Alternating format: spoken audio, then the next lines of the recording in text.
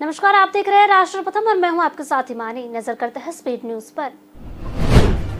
केंद्रीय गृह मंत्री अमित शाह ने रविवार यानी आज सेवा कार्यक्रम के हिस्से के रूप में राष्ट्रीय राजधानी के मेजर ध्यानचंद राष्ट्रीय स्टेडियम में प्रधानमंत्री नरेंद्र मोदी की क्लासिक खंडेश फिल्म को हरी झंडी दिखाई। दौड़ में 21 जोपड़ियों के 10,000 से अधिक बच्चे और युवा भाग लेंगे। भारतीय जनता पार्टी ने पीएम नरेंद्र मोदी के जन्मदिन के चिन्हित करने के लिए 2 सप्ताह के लंबे कार्यक्रम की योजना बनाई है। पार्टी 17 सितंबर से 21 दिवसीय सेवा और समर्पण अभियान पर है, जिसके दौरान विभिन्न कार्यक्रम आयोजित किए जा रहे हैं। अभियान के हिस्से के रूप में रक्तदान शिविर, स्वास्थ्य जांच शिविर और अन्य कार्यक्रम आयोजित किए जा रहे हैं। भारतीय जनता पार्टी ने भी देश को क्षय रोग से मुक्त करने के लिए 1 साल का कार्यक्रम चलाने का फैसला किया है, जिसके तहत हर कोई एक टीबी रोगी को गोद लेगा और 1 साल तक उसकी देखभाल कराएगा। भाजपा महासचिव और सांसद अरुण सिंह ने कहा कि पार्टी सेवा पखवाड़ा का रूप में प्रधानमंत्री का जन्मदिन गरीबों के कल्याण के लिए समर्पित कर रही है। पीएम मोदी के 2025 तक टीबी मुक्त भारत के सपने को पूरा करने के लिए 1 साल के लिए तपेदिक रोगी को गोद लेने की योजना बनाई गई है।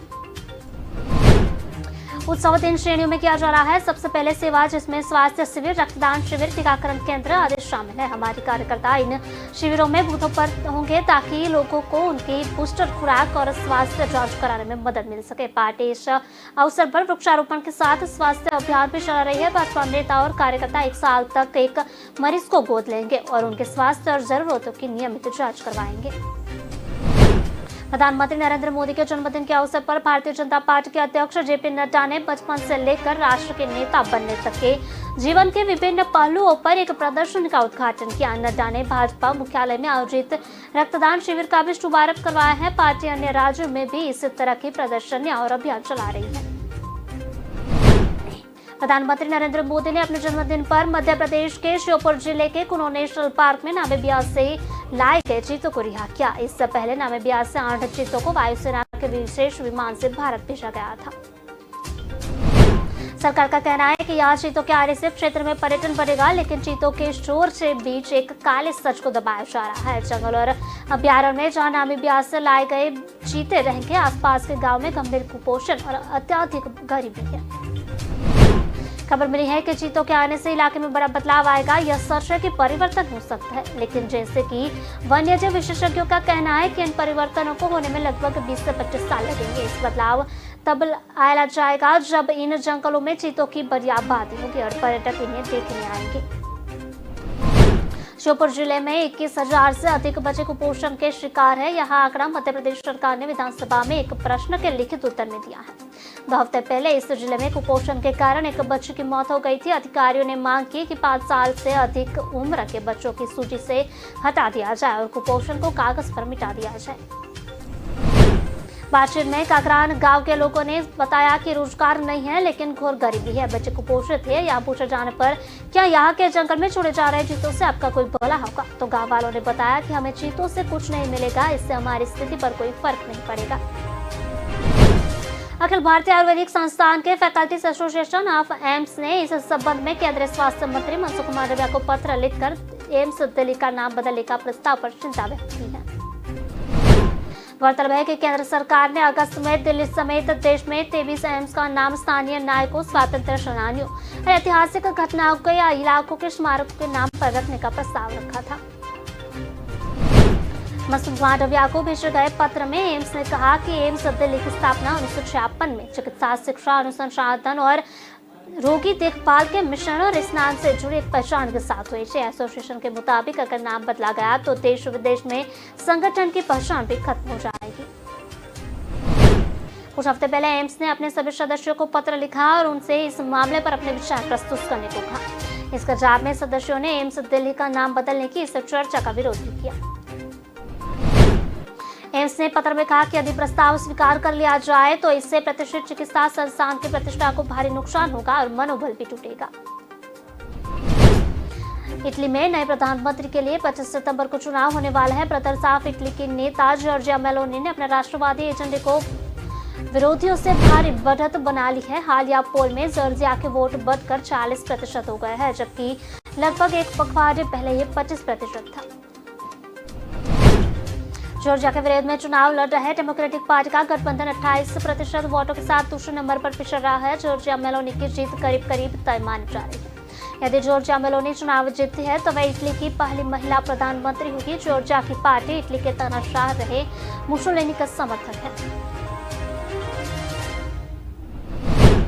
इटली के पूर्व पीएम सिल्वियो बर्लुस्कोनी की पार्टी फोर्जा इटालिया भी मेलोनी की ही पार्टी के साथ गठबंधन है। अप्रवासियों के विरोध के मुद्दे वाले एजेंडे वाली मैटेओ सिल्वेनी की पार्टी भी राष्ट्रवादी और दक्षिणपंथी गठबंधन में है। पूर्व प्रधानमंत्री एनरिको लट्टो के सेंट्रल लेफ्ट डेमोक्रेटिक पार्टी मुकाबले में कमजोर पड़ रही है। इटली के मौजूदा प्रधानमंत्री मारियो ड्राघी भी इनारिको की सेंट्रल लेफ्ट डेमोक्रेटिक पार्टी से ही है, लिहाजा सत्ता विरोधी लहर भी हावी है। एनरिको ड्राघी के करीब माने जाते हैं। जब ड्राघी से उनकी सहयोगी पार्टी 5 सितारे ने समर्थन खींचकर उनकी सरकार गिराई तो एनरिको ने यह कहा था कि आने वाले चुनाव में जनता इसका जवाब देगी। लेटा ने अपने पक्ष में वोटरों के आने का अब भी भरोसा है, लेकिन ऐसा दिखाई नहीं पड़ रहा। जॉर्जिया के राष्ट्रवाद के मुद्दे के सामने एनरिको लीग का भावनात्मक मुद्दे उठा रही है, लेकिन उन लोगों पर इसका कोई असर नहीं हो पा रहा है। हाल ही में इटली में आई बाढ़ से प्रभावित क्षेत्रों से देखकर एनरिको ने इसे त्रासदी बताते हुए अपना चुनाव प्रचार भी बंद कर दिया है। बुजुर्ग राजनीतिक नेतृत्व के लिए मशहूर देश में एनरिको एक युवा नेता तैयार अपनी पहचान बनाई थी। उन्होंने महज 32 साल की उम्र में इटली को सबसे युवा मंत्री बनने का रिकॉर्ड स्थापित किया था। एनरिको ने 2001 तक उद्योग एवं व्यापार मंत्री के तौर पर भी काम किया है। 2004 से 2006 तक एनरिको यूरोपीय संसद के सदस्य रहे। उन्हें मंत्रिपरिषद का सचिव भी नियुक्त किया। प्रगतिशील समाजवादी पार्टी के मुखिया शिवपाल सिंह ने मैनपुर लोकसभा सीट पर मैदान में उतरने के लिए संकेत दिए। सपा संरक्षक मुलायम सिंह, सपा अध्यक्ष अखिलेश यादव और सफाई परिवार इस मुद्दे पर स्पष्ट रूप से भले ही कुछ कहने को तैयार नहीं हो, लेकिन राजनीतिक जानकार शिवपाल की इस राजनीतिक चाल को दूर करने की कोशिश बता रहे हैं। सफाई परिवार में कलह सुलह और फिर कलह के बाद शिवपाल के लिए कोई विकल्प बचा ही नहीं था। राजनीति के नजरिए से मैनपुरी और मुलायम एक दूसरे के पूरक बन चुके हैं। मुलायम के बाद कौन? शिवपाल ने ऐलान करके बता दिया है कि वह है।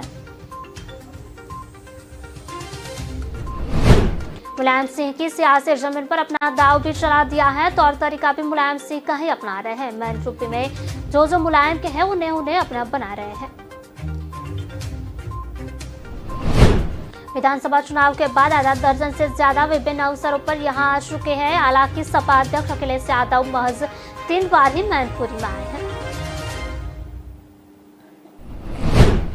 शिवपाल का जब मीडिया से सामना होता है तो वे एक ही बात स्पष्ट करते हैं कि नेताजी मुलायम सिंह के सामने चुनाव लड़ने का सवाल ही नहीं। हाँ, वह चुनाव नहीं लड़े तो हम मैदान में जरूर जाएंगे। राजनीतिक जानकारों के अनुसार इसमें शिवपाल के साथ उनके बेटे आदित्य भी शामिल हैं। कन्याकुमारी तमिलनाडु से शुरू हुई कांग्रेस की भारत जोड़ो यात्रा फिलहाल केरल में है। कांग्रेस सांसद राहुल गांधी ने पार्टी नेताओं और कार्यकर्ताओं के साथ आलापुझा के हरिपद में 11वें दिन भारत जोड़ो यात्रा शुरू की।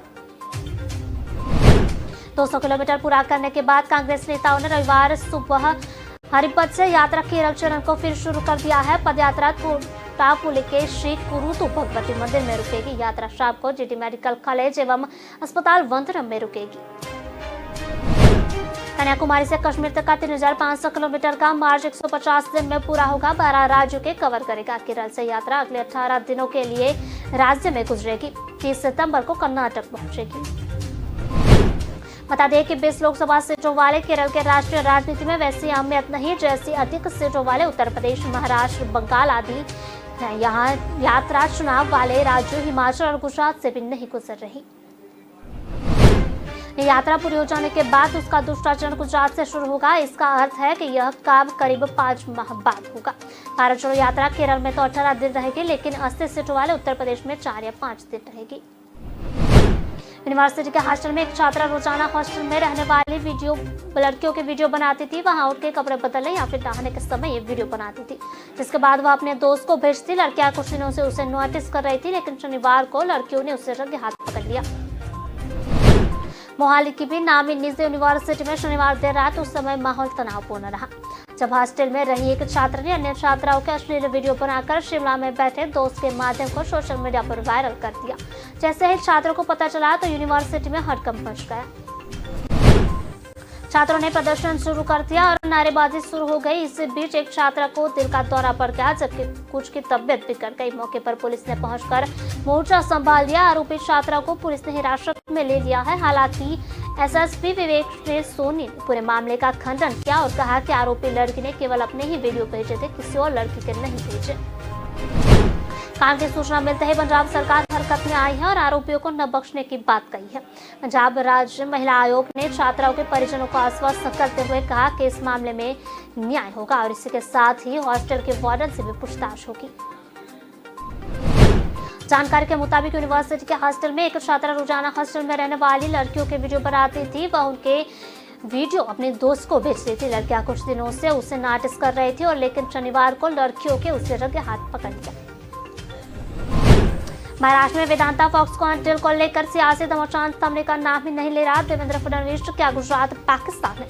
इस वाली टिप्पणी पर अब शिवसेना नेता और उद्धव ठाकरे के बेटे आदित्य ठाकरे ने पलटवार कर दिया है। उन्होंने कहा कि सभी लोग जानते हैं कि गुजरात पाकिस्तान नहीं है, लेकिन क्या महाराष्ट्र पाकिस्तान है जो आपने प्रोजेक्ट गुजरात के नाम कर दी?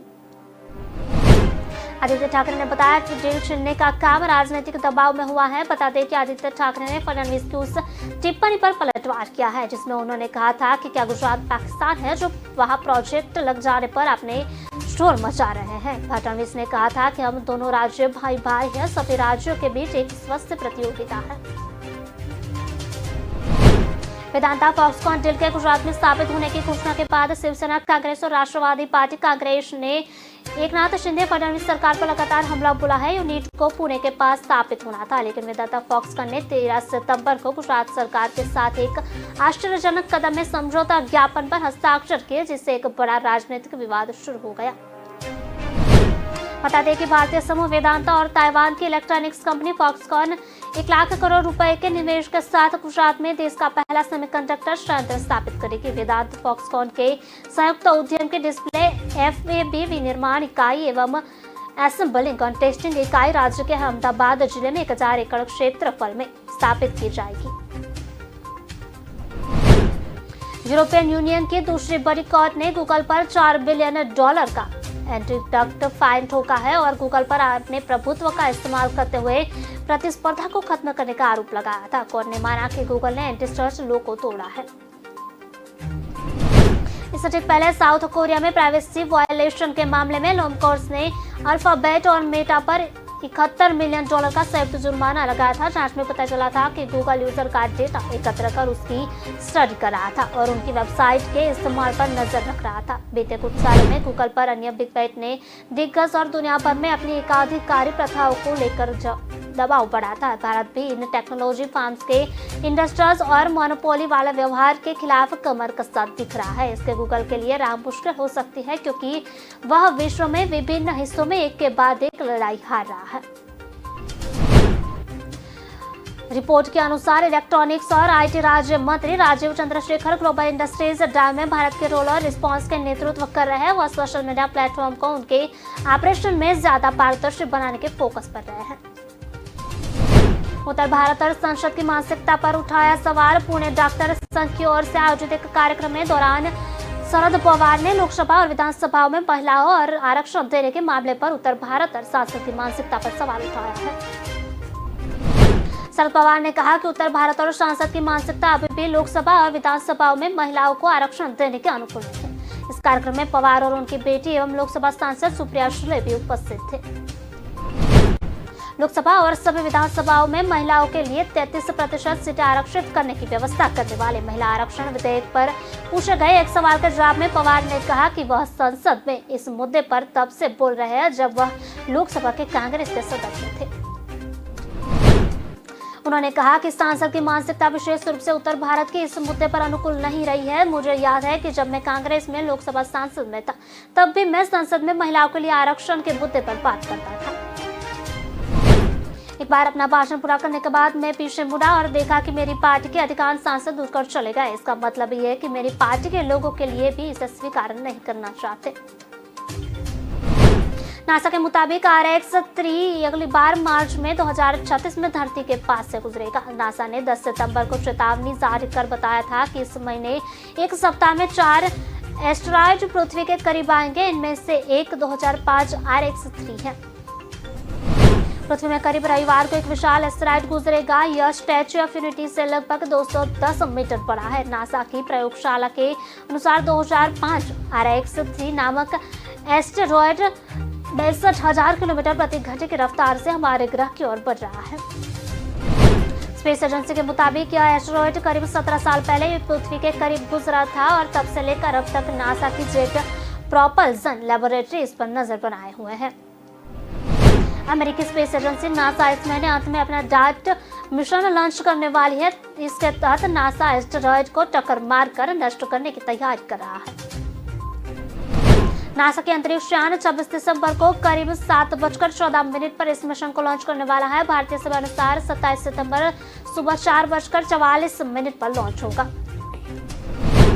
जापान के मौसम विभाग ने बेहद खतरनाक तूफान नानमारोल की चेतावनी दी है। यह तूफान तेजी से जापान की तरफ बढ़ रहा है, यानी 18 सितंबर यानी आज इसके जापान के समुद्री तट टकराने की आशंका जताई जा रही है। इसकी वजह से कई जगहों पर लैंडस्लाइड बाढ़ आ सकती है। इस दौरान तेज हवा और भारी बारिश की आशंका जताई गई है। जापान की वेदर एजेंसी के मुताबिक काफी नुकसान हो सकता है। इस साल जापान में आने वाले ये 14वां तूफान है। शनिवार को ये तूफान एक रिपोर्ट में आइलैंड बेनामी द्वीपों से टकराया था। यह आइलैंड ओकिनावा द्वीप से करीब 400 किलोमीटर की दूरी पर है। तूफान 270 किलोमीटर प्रति घंटे की रफ्तार से आगे बढ़ रहा है। इसकी वजह से क्यूशू के दक्षिणी कागोशिमा प्रांत में तेज बारिश हो सकेगी। इसके बाद यह नॉर्थ की तरफ बढ़ जाएगा। कागोशिमा एडमिनिस्ट्रेशन ने बताया कि खतरे को देखते हुए करीब 25,000 घरों में बिजली की सप्लाई रोक दी गई है। कई ट्रेनें फ्लाइट्स भी रद्द कर दी गई हैं। लोकल ट्रांसपोर्ट को भी फिलहाल के लिए बंद करवा दिया है। तूफानों को बहुत खतरनाक बताते हुए लोगों से सुरक्षित जगहों पर रहने की अपील की जा रही है। एक अधिकारी ने बताया कि तेज हवाओं से कई घर तबाह हो सकते हैं। करीब 510 फ्लाइट्स कैंसिल कर दी गई है। इस तूफान में आने वाली आहट से राहत और सुरक्षा एजेंसियों को हाई अलर्ट पर रखा गया है। जापान के मौसम विभाग के प्रमुख रयुता कुरोदा का कहना है कि तूफान की वजह से समुद्र में ऊंची लहरों को उठने और रिकॉर्ड बारिश की आशंका बनी हुई है। इसके बाद आने वाला खतरा बढ़ सकता है। वैज्ञानिकों का कहना है कि पूरा विश्व मौजूदा दौरा क्लाइमेट चेंज की मार चल रहा है। इसकी वजह से ही जगह जगह भयंकर तूफान और मौसम के बेहद खराब होने की घटनाएं सामने आ रही हैं। बात करते हैं फिलहाल बुलेटिन में बस इतना ही। आप हमारी वेबसाइट का भी प्रयोग कर सकते हैं। हमारे वेब का पता है www.kalamkartavya.com। हमारी कलम ही हमारा कर्तव्य है। इस उद्देश्य के साथ आप खबरों को राष्ट्रप्रथम के साथ देखते रहिए। नमस्कार।